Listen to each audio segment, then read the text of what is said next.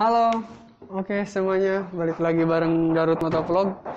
Sebelumnya saya mohon maaf kalau di sini agak bising-bising karena ini di rumah, banyak anak kecil juga di sini. Tapi gue mau liatin, inilah motor-motor yang ada di garasi gue.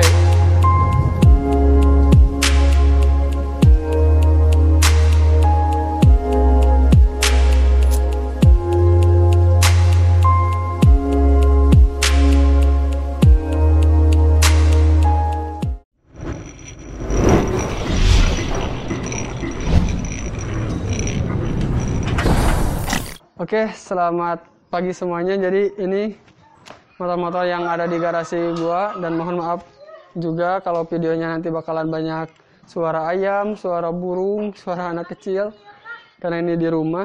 Nah, ini adalah motor-motor yang selalu ada di garasi, tapi gak semuanya milik gua karena ada beberapa juga motor titipan. Dan hari ini bukan semua motor ini yang akan gue bahas, tapi gue bakalan bahas motor ini.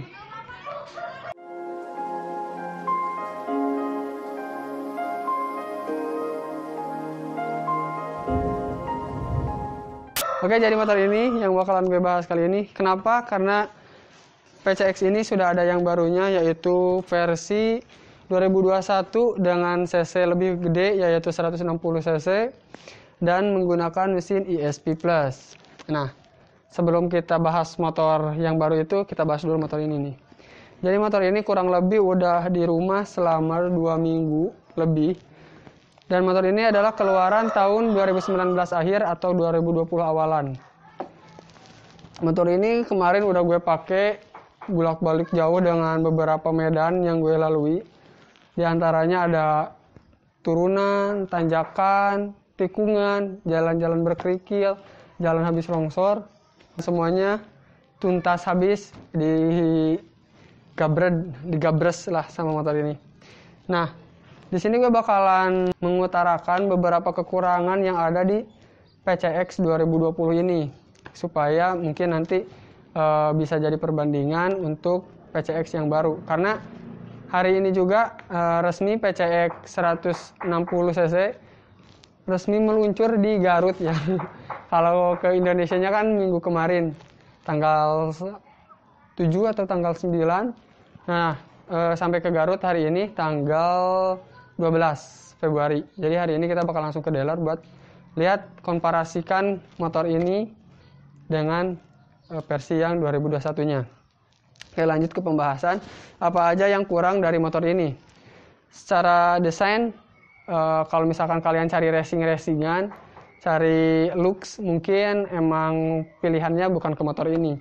Terus juga kalau misalkan kalian carinya untuk kecepatan, juga bukan motor ini. Karena motor ini terbilang cukup cukup pelan lah di kelasnya untuk versi yang 2020 ini. Kemarin gue pakai motor ini, kalau dari tarikan bawahnya dari 0 sampai 50 km per jam cukup cepat ya. Cuman dari 50 km per jam ke 80 itu agak sulit sekali.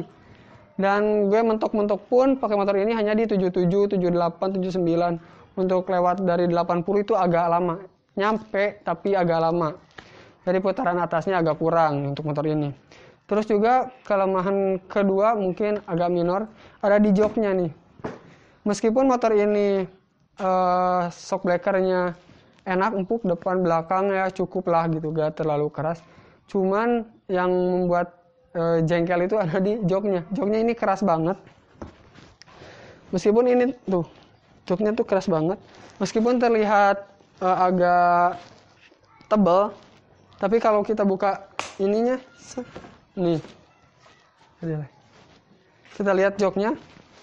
Joknya ini kan ada lekukan nih. Di sini ada lekukan buat naruh helm kan, biar kan helm agak nyungcung gitu. Jadi ini untuk letakkan helm. Jadi bisa dilihat ya, ininya delewak gini. Jadi sebenarnya joknya itu tipis. Joknya itu tipis dan balutan ininya juga agak agak keras lah. Jadi kalau dipakai jok jarak jauh kemarin ya agak sakit di tulang bokong. Untuk posisi riding sendiri nyaman karena di sininya ada tahanan buat tulang ekor. Terus juga untuk senderan enak juga.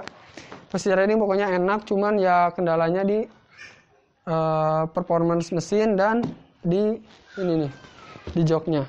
Lalu yang kurang dari motor ini juga mungkin di CVT-nya. Jadi kalau misalkan kita pakai di nanjak, terus kita gak dari bawahnya kita emang diniatkan untuk ngerayap, itu ada kletek di CVT-nya, gak tahu kenapa, tapi setelah gue baca-baca emang penyakitnya ada di CVT-nya kayak gitu, geledak lah kayak gitu. Nah terus ini juga nih, knalpotnya ini agak datar ya, jadi kalau misalkan kena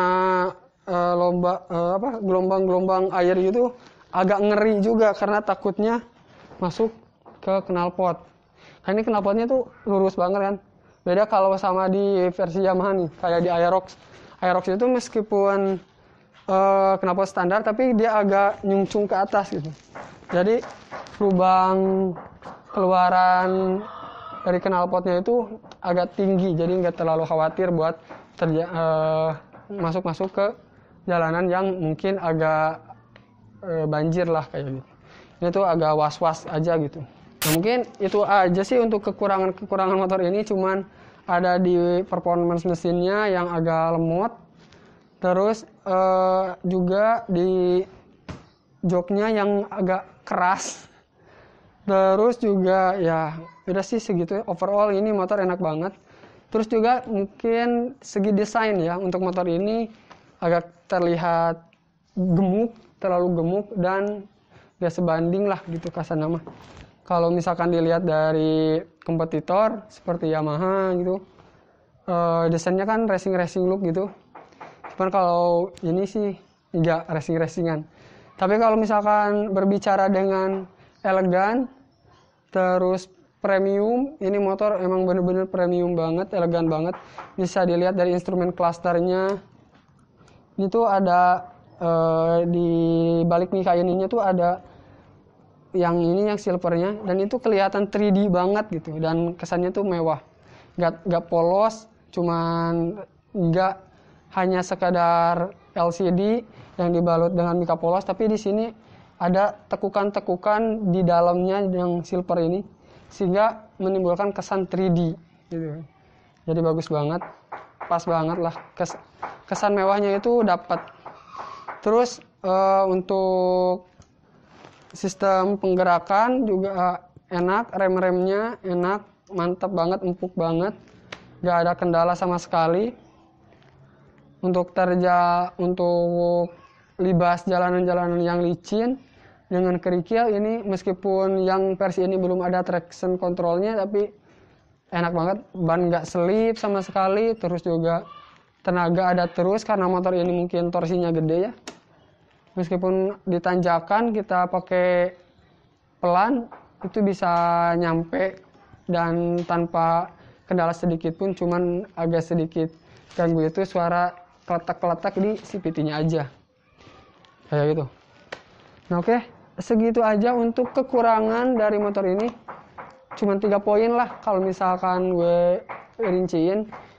Terutama ada di bagian performance mesin. Yang keduanya di jok, dan ketiga mungkin body, tapi itu selera sih ya. Dan kita lihat bagaimana versi yang 2021-nya. Kayaknya sih ini bakal lebih mantap karena di versi 2021-nya mesin udah upgrade. Nah segitu aja untuk kekurangan dari PCX selama ini yang gue rasain. Terus sekarang kita bakalan berangkat langsung capcus ke dealer Honda. Kita mau lihat PCX 2021-nya. Karena di 2021 mesinnya udah upgrade 160 cc dengan ESP Plus juga. Terus juga ada beberapa elektronik yang baru seperti HSTC, traction control dari Honda. Kalau yang dulu versi hybridnya kelas ini yang lebih tingginya, sekarang versi tertingginya bukan hybrid tapi diganti jadi HIV lah gitulah pokoknya. Ya yang itu. Jadi kita bakalan lihat seperti apa sosok dari PCX 160 yang baru. Oke. Nah, untuk video review PCX 2021-nya dan untuk komparasi antara PCX yang 2021 dan yang ini kita lihat di video selanjutnya. Oke, bye-bye.